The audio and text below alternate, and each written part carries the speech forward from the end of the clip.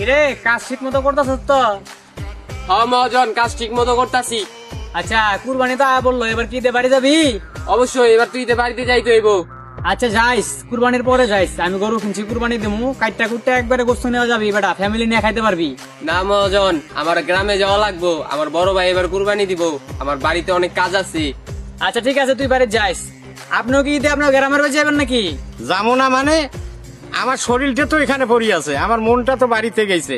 আরে বাবা, আমি 1 মাস হয় বাড়িতে আসবে, আমার বউ বাচ্চার কথা সব সময় মনে ওঠে।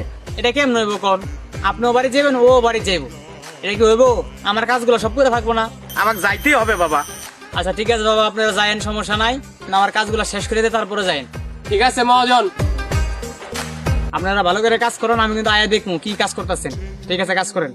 খেতে হে বন্ধু কে মো যে দুঃখেতে হে বন্ধু কে মো কবরে শোয়াই রে তুম যেন যা আহা তুম যেন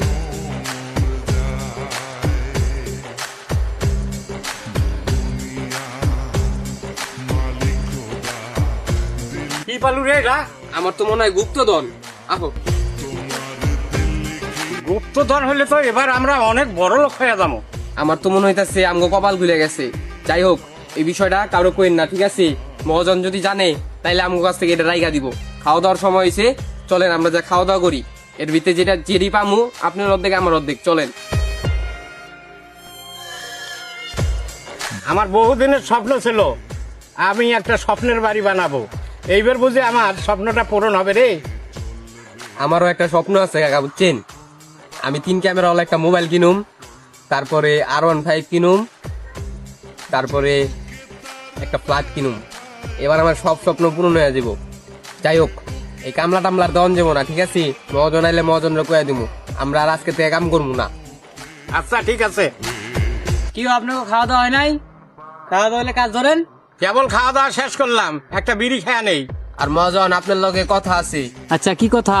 কথাটা হইতাছে আমরা আর আপনার কাম করুম না। আমি চিন্তা ভাবনা করছি বাজারে একটা দোকান দিয়ে ব্যবসা করুম।